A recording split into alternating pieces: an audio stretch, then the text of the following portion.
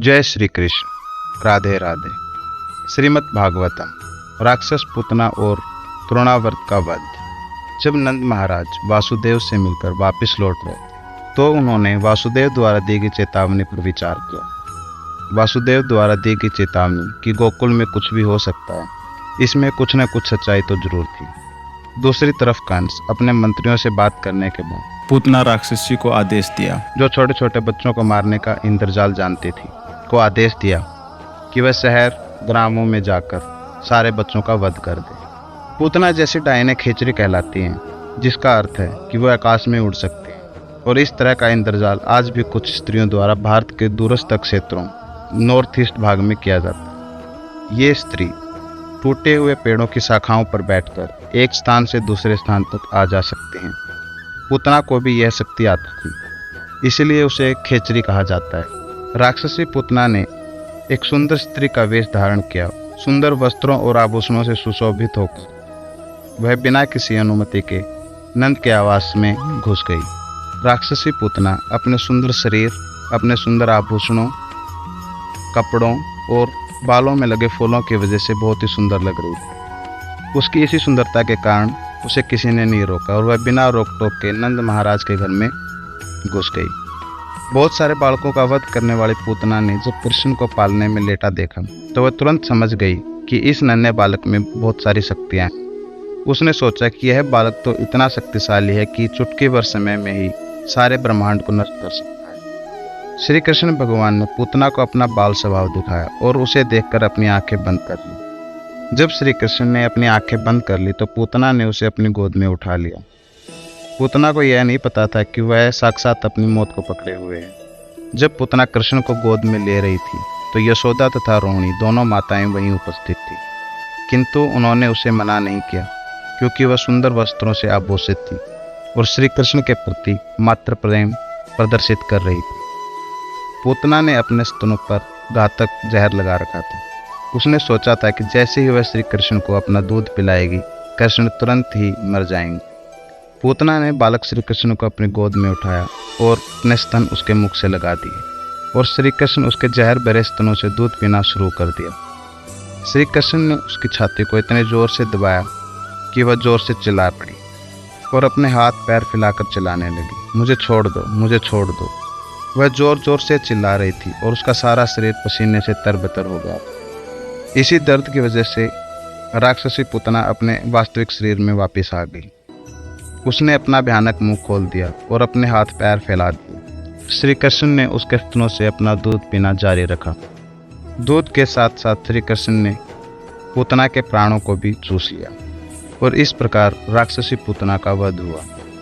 यह राक्षसी श्री कृष्ण द्वारा मारी गई, इसलिए उसे मोक्ष प्राप्त हुआ। पूतना का गिरा हुआ शरीर 12 मील तक फैला हुआ था। उसके गिरने से सभी वृक्ष चूर चूर हो गए थे। जिस किसी ने उसके विशाल शरीर को देखा वह आश्चर्यचकित था।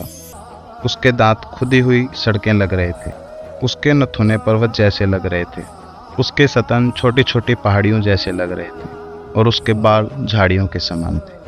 उसकी आंखों के गड्ढे कुओं के भांति प्रतीत हो रहे। दोनों जांघें नदी के दोनों किनारों के जैसी लग रही थी। उसका उदर सूखे सरोवर की तरह लग रहा था। जब माता यशोदा ने श्री कृष्ण को पूतना की गोद में खेलते हुए पाया तो वह तुरंत आ गई और उन्हें वहां से उठा लिया। उसके बाद श्री कृष्ण को गौमूत्र से पूरी तरह नहलाया गया। उसके पूरे शरीर में गोखुर से उठी धूल लगाई गई। इसका उद्देश्य नन्हे श्री कृष्ण को भविष्य की अशुभ घटनाओं से बचाना था। इस संस्कार के बाद यशोदा, रोहिणी समेत सभी गोपियों ने विष्णु के नामों का उच्चारण किया, जिससे श्री कृष्ण के शरीर को समस्त कुप्रभावों से पूरी सुरक्षा प्राप्त हो सके। बच्चे की रक्षा संबंधी अनेक टोने टोटके करने के बाद माता यशोदा ने श्री कृष्ण को अपनी गोद में लेकर अपना दूध पिलाया। श्रीमद् भागवतम ज्ञान। यहाँ ऐसा उदाहरण प्राप्त होता है कि भगवान कितने सर्व कल्याणकारी हैं। पूतना श्री कृष्ण को मारने आई थी, किंतु उन्होंने उसका दुग्ध पान किया, अतः वह तुरंत पवित्र हो गई और उसका मर्त शरीर को दिव्य गुण प्राप्त हुआ। उसका एकमात्र कार्य छोटे छोटे बालकों को मारना था। उसे केवल रक्त प्रिय था, किंतु श्री कृष्ण के प्रति द्वेष रखते हुए भी उसे मोक्ष प्राप्त हुआ, क्योंकि उसने श्री कृष्ण को अपना दूध पिलाया। अतः उन लोगों के विषय में क्या कहा जाए जो माता के रूप में श्री कृष्ण को अत्यंत प्रिय हैं और जो अत्यंत प्रेम पूर्वक सदा उनकी सेवा करते हैं, जो हर जीव के परमात्मा है और पूर्ण पुरुषोत्तम श्री भगवान है। पूतना के जल जाने के पश्चात नंद महाराज घर आए और उन्होंने तुरंत ही बच्चे को गोद में उठाकर उसका सिर छुआ। इस प्रकार वे परम संतुष्ट हुए कि उनका नन्हा सा बालक इस महान राक्षसी से बच गया।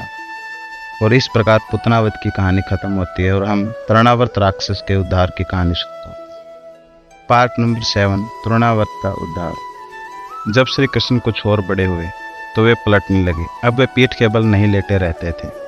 यशोदा तथा नंद महाराज ने दूसरा उत्सव अर्थात श्री कृष्ण की पहला जन्मदिन मनाया। उन्होंने श्री कृष्ण जन्म दिवस उत्सव का आयोजन किया, जो आज भी वैदिक सिद्धांतों के अनुयायियों द्वारा मनाया जाता है। भारत में सारे हिंदू जातिगत भेदभाव छोड़कर श्री कृष्ण का जन्म मनाते हैं। इस आयोजन के लिए ब्राह्मणों, ग्वालों, ग्वालिनों सभी को आमंत्रित किया गया। यशोदा माता ने श्री कृष्ण को स्नान कराकर सुंदर वस्त्र पहनाए और उनको गोद में लेकर ब्राह्मणों द्वारा उच्चारित वैदिक स्तुतियां सुनने के लिए बैठ गई। ब्राह्मणों के पाठ सुनते सुनते श्री कृष्ण को गहरी नींद आ गई। अतः माता चुपके से जाकर उन्हें बिस्तर पर लेटा आई। इस शुभ अवसर पर माता यशोदा सगे संबंधियों तथा वृंदावन वासियों का स्वागत करने में व्यस्त होने की वजह से बालक को दूध पिलाना भूल गई। श्री कृष्ण भूख के मारे रो रहे थे, किंतु भीड़ के शोर शराबे की वजह से उन्हें बालक का रोना सुनाई नहीं दिया।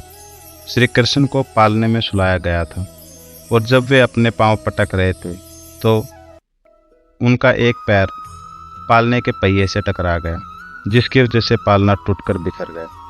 पालने के पास में बहुत सारे बर्तन रखे हुए थे। जब वे सभी बर्तन धड़ाम से नीचे गिर गए और पालने का पहिया धुरे से निकल गया तो सारे बर्तन इधर उधर बिखर गए। तभी भागकर माता यशोदा और नंद महाराज अंदर आए। वे सभी यह देखकर आश्चर्यचकित थे कि इतना बड़ा पालना कैसे टूट सकता है। पर पास में खड़े छोटे छोटे बच्चों ने, जिन्हें श्री कृष्ण के साथ खेलने का काम दिया गया था, भीड़ को बताया कि पहिए पे श्री कृष्ण का पाँव लग जाने की वजह से ऐसा हुआ है। पर कोई भी उन छोटे बच्चों की बातों को मानने के लिए तैयार नहीं था। जब इसी तरह विवाद चल रहा था तो बालक श्री कृष्ण रो पड़े। माता यशोदा ने बिना देर किए हुए उन्हें अपनी गोद में उठाया और दूध पिलाना शुरू किया।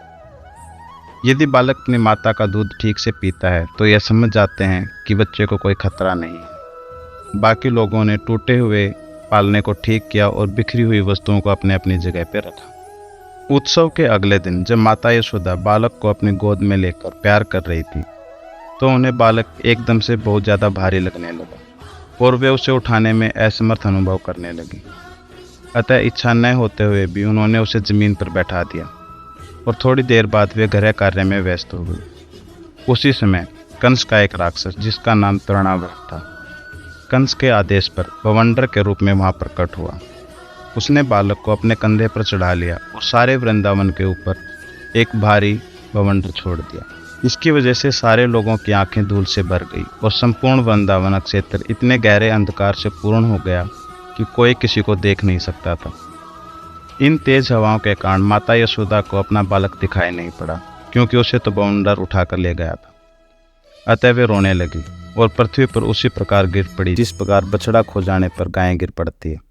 तृणावर्त राक्षस बालक कृष्ण को कंधे पर उठाकर आकाश में बहुत ऊपर चला गया था, पर बालक ने अपना वजन इतना बढ़ा लिया कि वह और ऊपर नहीं जा सका। अतः राक्षस को अपना उत्पात बंद करना पड़ा। बालक कृष्ण ने अपना भार बढ़ाते हुए राक्षस की गर्दन पकड़ ली और वो भार से दबने लगी। राक्षस को लग रहा था कि बालक मानो विशाल पर्वत हो। वह उस जंगल से निकलने का प्रयास करने लगा, किंतु ऐसा नहीं कर पाया। उसकी आंखें बाहर निकल आई। वह चिल्लाने लगा और वृंदावन की भूमि पर गिर पड़ा। राक्षस आसमान से पथरीली भूमि पर गिरा और उसके शरीर का एक एक हिस्सा टूट गया और उसकी मौत हो गई। अब उसका शरीर सभी वृंदावन वासियों को दिखने लगा था। जब माता यशोदा ने राक्षस को मरा हुआ और बालक कृष्ण को उसके शरीर के ऊपर खेलते हुए पाया तो उन्होंने उसे प्रेम पूर्वक उठा लिया और सभी वृंदावन वासी श्री कृष्ण को पाकर बहुत ज़्यादा खुश हुए। वृंदावन वासी कहने लगे कि हमने अपने पूर्व जन्मों में बहुत सारे अच्छे कार्य किए होंगे, जिसकी वजह से हमें श्री कृष्ण भगवान मिले। वे हम सभी को जीवन दान देने के लिए लौट आए हैं। ऐसी विचित्र घटनाएं देख देख कर नंद महाराज को वासुदेव के वचन बार बार याद आ रहे थे और इस प्रकार राक्षस तृणावर्त का वध की कथा समाप्त होती है। इसी घटना के बाद एक बार माता यशोदा अपने पुत्र को प्रेम पूर्वक स्तनपान करा रही थी और प्यार कर रही थी, तो उनके स्तनों से दूध की धारा बह निकली और जब उन्होंने अपनी उंगलियों से बालक का मुंह खोला तो अचानक उन्हें उसके मुख के भीतर सारा ब्रह्मांड दिखाई पड़ा। उन्होंने श्री कृष्ण के मुख के भीतर चारों दिशाओं में तारे, सूर्य, चंद्रमा, अग्नि, वायु, समुद्र, द्वीप, पर्वत, नदियाँ, जंगल तथा सारे जड़ जगम देखे। यह देखकर माता यशोदा का दिल धड़कने लगा और वे अपने आप बुदबुदाई, कितना विचित्र है यह। वे कुछ भी व्यक्त न कर पाई, बस उन्होंने अपनी आंखें मूंद ली। वे विचित्र भावों में लीन हो गई। श्री कृष्ण द्वारा अपनी माता को गोद में लेटे रहकर अपने विराट रूप का प्रदर्शन यह सिद्ध करता है कि भगवान सदैव भगवान होते हैं, चाहे वो माँ की गोद में लेटे हों या कुरुक्षेत्र की भूमि में सारथी बने हों। और इस प्रकार पार्ट नंबर 6 और 7 का समापन होता है। अगले भाग अध्याय नंबर 8 में हम विराट रूप का दर्शन श्रीमद् भागवतम में पढ़ेंगे। तो हमारे साथ जुड़े रहिए, हमारे चैनल को लाइक कीजिए, सब्सक्राइब कीजिए और अपनी राय कमेंट कीजिए। जय श्री कृष्ण, राधे राधे।